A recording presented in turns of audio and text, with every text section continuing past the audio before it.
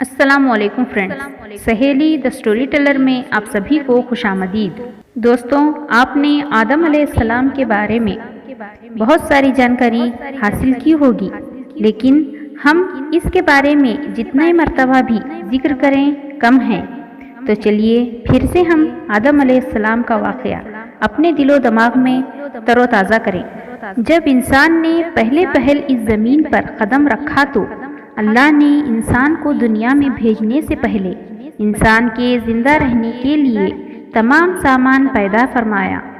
ہوا، پانی، آگ اور مٹی، یہ انسان کی بنیادی ضرورت تھی۔ اس کے بغیر تو انسان زندہ ہی نہیں رہ سکتا۔ انسان کے جسم میں قوت پیدا کرنے کے لیے کھانا بھی ضروری تھا۔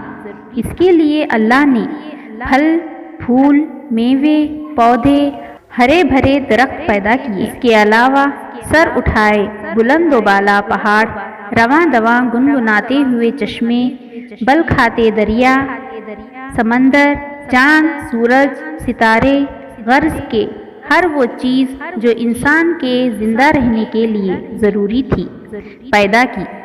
ان سب چیزوں کے علاوہ انسان کے آرام اور سہولت کے لیے اور چیزوں کی بھی ضرورت تھی، وہ بھی پیدا فرمائے۔ زمین آسمان کے اندر بے شمار چھپے ہوئے خزانے اور وسائل ہیں، مثلاً لوہا، چاندی، ابرق، تیل، کوئلہ اور گیس ہیں۔ یہ تمام چیزیں انسان کی ضرورت کی ہیں۔ ان سے انسان فائدہ حاصل کرتا ہے۔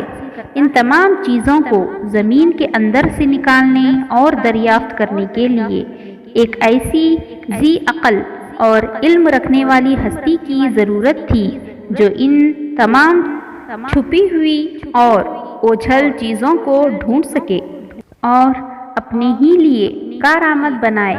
یہی ہستی جسے انسان کہا جاتا ہے۔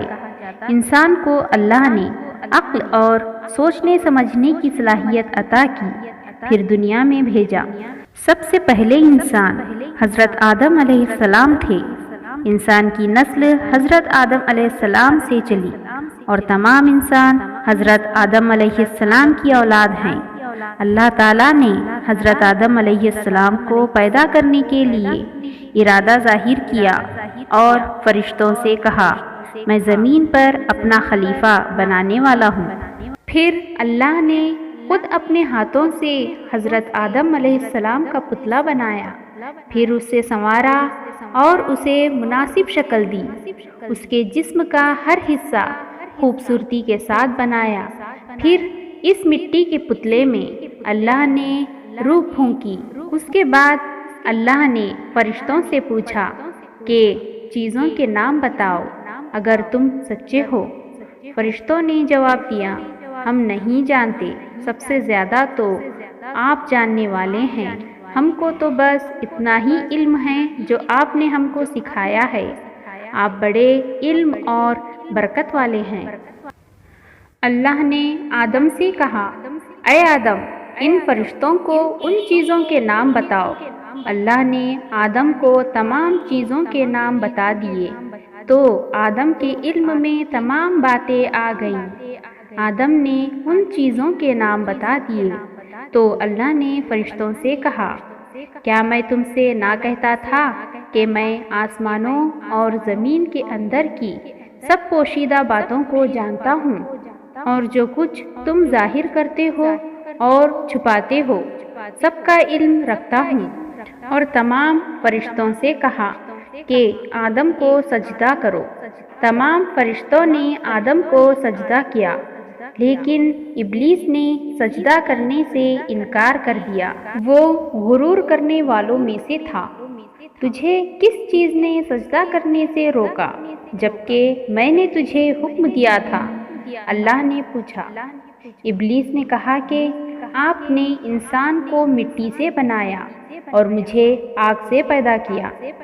ابلیس کے معنی مایوس اور نا امید ہونا ہے۔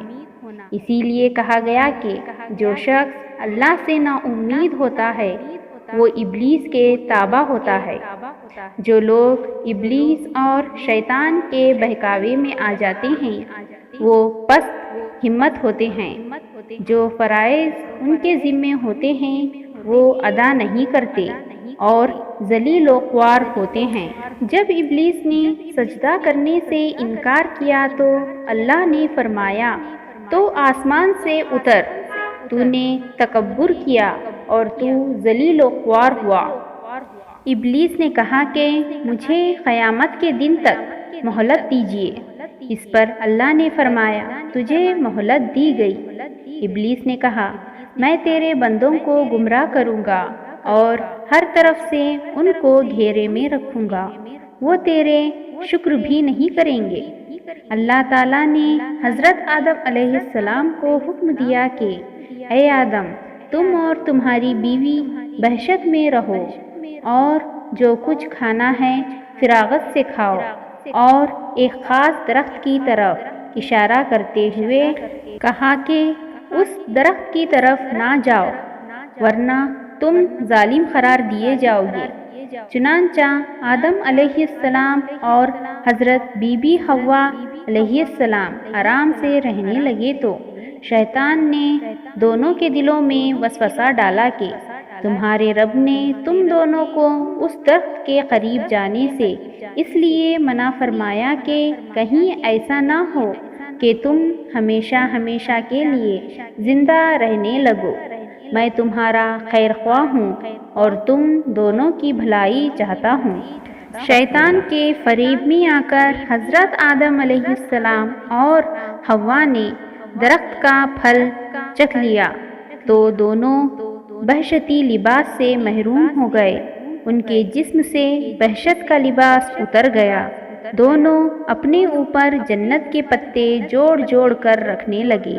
ان کے رب نے ان کو پکارا اور کہا کیا میں نے تم دونوں کو اس درخت کے قریب جانے سے منع نہیں کیا تھا اور یہ نہ کہا تھا کہ شیطان تمہارا دشمن ہے؟ حضرت آدم علیہ السلام اور حوا علیہ السلام دونوں سے غلطی ہوئی، انہوں نے اللہ کا حکم نہیں مانا۔ اس غلطی پر دونوں کو سخت ندامت ہوئی۔ آپ نے اللہ سے معافی طلب کی اور دعا کی اے میرے رب، ہم نے اپنے نفس پر ظلم کیا، اگر آپ ہم پر رحم نہ کریں اور ہماری مغفرت نہ کریں تو ہم نقصان اٹھانے والوں میں ہوں گے۔ آدم علیہ السلام اور حوا علیہ السلام کو زمین پر اتار دیا اور کہا کہ ایک خاص وقت تک تم دونوں کو زمین پر رہنا ہے۔ میری طرف سے کوئی ہدایت آئے تو جو شخص اس ہدایت کو مانے گا نہ انہیں کسی بات کا اندیشہ ہوگا نہ کوئی غم، جو میری نصیحت سے منہ موڑے گا اس کے لیے دنیا میں زندگی تنگ ہوگی اور قیامت کے روز اس کو اندھا اٹھائیں گے۔ جب حضرت آدم علیہ السلام آسمان سے اتر کر زمین پر آئے تو وہ فرشتوں کی پاکیزہ باتیں سننے سے محروم ہو گئے، اس لیے دل اداس رہنے لگا۔ آپ نے اللہ سے دعا کی اور عرض کیا کہ میں تو فرشتوں کی صحبت سے محروم ہو گیا ہوں۔ اس پر اللہ نے فرمایا آپ مکہ معظمہ جائیں، وہاں میرا گھر تعمیر کریں، اس کا طواف کریں اور نماز پڑھیں۔ چنانچہ آپ علیہ السلام جبرائیل علیہ السلام کے ساتھ مکہ معظمہ گئے، وہاں کعبہ کی بنیاد رکھی، نماز پڑھی اور طواف کیا۔ حضرت آدم علیہ السلام کے واقعے سے ہمیں سبق ملتا ہے کہ جس کام کو اللہ نے کرنے سے منع فرمایا ہے وہ نہ کریں، جو کام کرنے کا حکم دیا ہے وہی کریں، یہی عبادت ہے۔ عبادت نیکی ہے، نیکی عبادت ہے۔ تو دوستوں، آپ سبھی کا بہت بہت شکریہ کہ آپ نے اپنا قیمتی وقت نکال کر میرا یہ ویڈیو دیکھا اور سنا۔ مجھ سے اگر اس ویڈیو میں کوئی غلطی ہو گئی ہو تو پلیز کمنٹ باکس میں ضرور بتائیے۔ انشاءاللہ میں اپنی غلطی کو سدھارنے کی پوری کوشش کروں گی۔ اور سہیلی دا سٹوری ٹیلر کو سبسکرائب کر بیل آئیکن کو بھی ضرور پریس کریں تاکہ آپ کو میرے آنے والے ویڈیوز کی نوٹیفیکیشنز جلد سے جلد مل سکے۔ اپنے دعاؤں میں یاد رکھنا۔ اللہ حافظ۔